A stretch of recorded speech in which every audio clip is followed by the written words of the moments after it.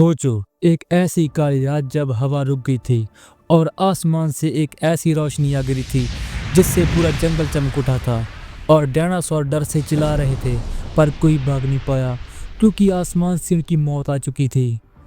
आज हम उसी दिन की सच्चाई जानेंगे, वो दिन जिसने दुनिया बदल दी। 65 करोड़ साल पहले धरती बिल्कुल ही शांत हुआ करती थी। जंगल हरे भरे थे, समुद्र बहुत ही गहरे हुआ करते थे और जमीन पर बस एक ही राज था, डायनासोर्स का। पर कहानी जहाँ शुरू नहीं होती, कहानी इसके और भी पीछे जाती है। 24 करोड़ साल पहले पूरी दुनिया एक ही टुकड़े में थी, जिसे आज हम पैंजिया बुलाते हैं। तब बरसात बहुत ही कम हुआ करती थी, तापमान बहुत ही ज्यादा हुआ करता था और इसी की वजह से जमीन सूखी हुआ करती थी। इसी कठोर दुनिया में सबसे छोटे डायनासोर्स पैदा हुए और उनका साइज बस 2 मीटर हुआ करता था। और वो तो ना ही तेज थे ना ही भयानक दिखते थे, बस साधारण से डायनासोर्स थे। लेकिन धीरे धीरे वक्त बदल रहा था और फिर पैंजिया टूटना शुरू हुआ। धरती के नीचे से मैग्मा उठा, ज्वालामुखी फटने शुरू हुए, गैसेस बन के आसमान में भरने लगी। CO2 बढ़ रहा था, सल्फार बढ़ रहा था और ग्लोबल वार्मिंग बढ़ गई थी। सूरज की रोशनी धुंधली पड़ गई थी, समंदर का पानी एसिड बन रहा था और फिर एक दिन इतनी तबाही आई कि 95% जीव खत्म हो गए। इसे बोला जाता है ट्रासिक जुरासिक मास इंटैक्शन।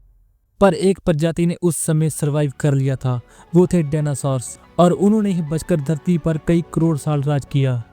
और जब जुरासिक आया, डायनासोर्स इतने बड़े हुआ करते थे कि वो आज की बिल्डिंग से भी ऊंचे हुआ करते थे। और कई डायनासोर्स का तो इतना वजन हुआ करता था, वो 30-40 टन के हुआ करते थे। और कुछ डायनासोर्स तो 90 किलोमीटर घंटे की रफ्तार से दौड़ते थे। और कई डायनासोर्स के जबड़े तो इतने मजबूत हुआ करते थे, वो हड्डियों का पाउडर बना देते थे। आसमान में उड़ते हुए प्टेरोसॉर्स और जमीन पर राज था डायनासोर्स का। ये दुनिया उन्हीं की थी और उन्हीं का ही राज चलता था। और फिर आया उनका सबसे शानदार युग, क्रेटासियस, और इस एरिया में नए नए डायनासोर्स इन्वॉल्व हुए, टी-रेक्स, स्पिनोसॉर्स जैसे और कई नई प्रजातियां। जंगल हर तरफ से बढ़ रहे थे, पेड़ पौधे नई शेप ले रहे थे, धरती बिल्कुल ही शांत और जिंदा लग रही थी। पर यही शांति कुछ ज्यादा दिन नहीं चलने वाली थी। डायनासोर्स का अंत लिखा जा चुका था। स्पेस में, अंतरिक्ष में एक 10-15 किलोमीटर लंबी चट्टान अकेली ही घूम रही थी। ये कोई साधारण एस्ट्रॉयड नहीं था, ये एक युग बदलने वाला एस्ट्रॉयड था। 30 किलोमीटर सेकंड की रफ्तार, सोचो, एक सेकंड में 30 किलोमीटर। जब वो पृथ्वी के एटमोस्फेयर में घुसा तो रात भी सूरज जैसा चमक उठी थी। डायनासोर्स की आंखें चौंक गई थी, जंगल एकदम सफेद पड़ गया था। और फिर बूम, इतना बड़ा ब्लास्ट हुआ कि सारा बॉम्ब इसके आगे शर्मा जाए। एस्ट्रॉयड मैक्सिको के पानी में जा गिरा और पानी उबलकर भाप पड़ गया और एक ही सेकंड में एस्ट्रॉयड जमीन के अंदर घुस गया। इम्पैक्ट का तापमान 600 डिग्री था। जो भी वहां पर जीव जंतु था वो एक ही सेकंड में पिघल गया था और शॉकवे ने 30-35 टन के डायनासोर्स को पेपर की तरह उड़ा दिया था। जो जंगल कभी हरे भरे हुआ करते थे वो जल उठे थे, पेड़ पौधे सूख गए थे और आसमान से आग के गोले बरस रहे थे। पर ये तबाही का पहला चैप्टर था। इम्पैक्ट से उठे लाखों टन पत्थर फायरबॉल बनकर हजारों किलोमीटर दूर तक गिने। जहां डायरेक्ट ब्लास्ट नहीं पहुंचा था, वहां आग के गोले बरसने शुरू हो गए थे और डायनासोर्स कहीं भी भाग नहीं पाए। जंगल आग में बदल गई थी और फिर अर्थक्वेक स्टॉर्म शुरू हो गए। 11+ मैग्नीट्यूड के भूकंप अलग अलग जगह पर शुरू हो गए। पूरा प्लेनेट हिल गया था, समुद्र उबलने लगा था, सुनामी हजारों किलोमीटर दूर तक चली गई थी।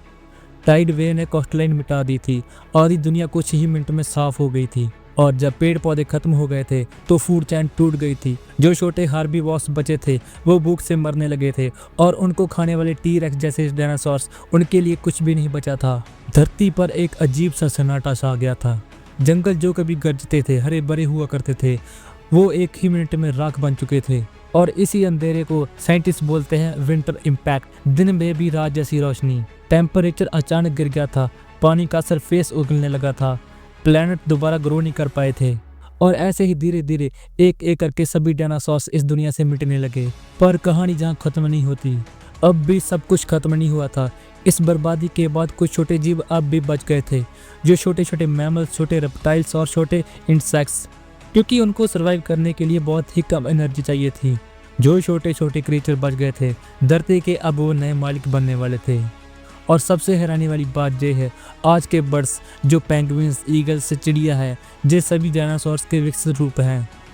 तब सभी जीव खत्म नहीं हुए थे, बस अब के समय में वो विकसित हो चुके हैं। और इम्पैक्ट के 1-2 साल बाद भी सूरज की रोशनी हार्डली ही जमीन पर पहुंच पाई थी। लेकिन जैसे जैसे धूल हटने लगी, दुनिया फिर से वार्म होने लगी थी।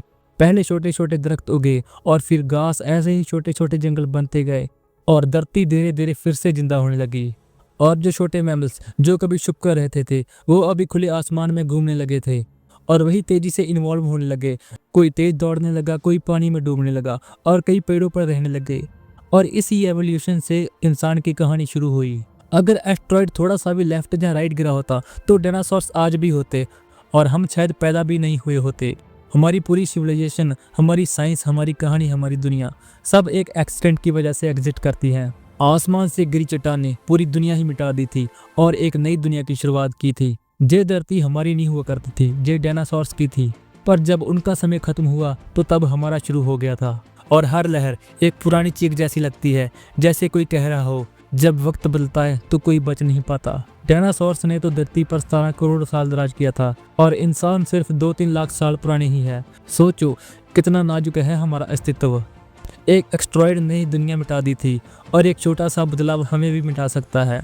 पर इस कहानी का सबसे बड़ा सच ये है, कभी भी दुनिया खत्म नहीं होती, बस रास्ता बदल लेती है।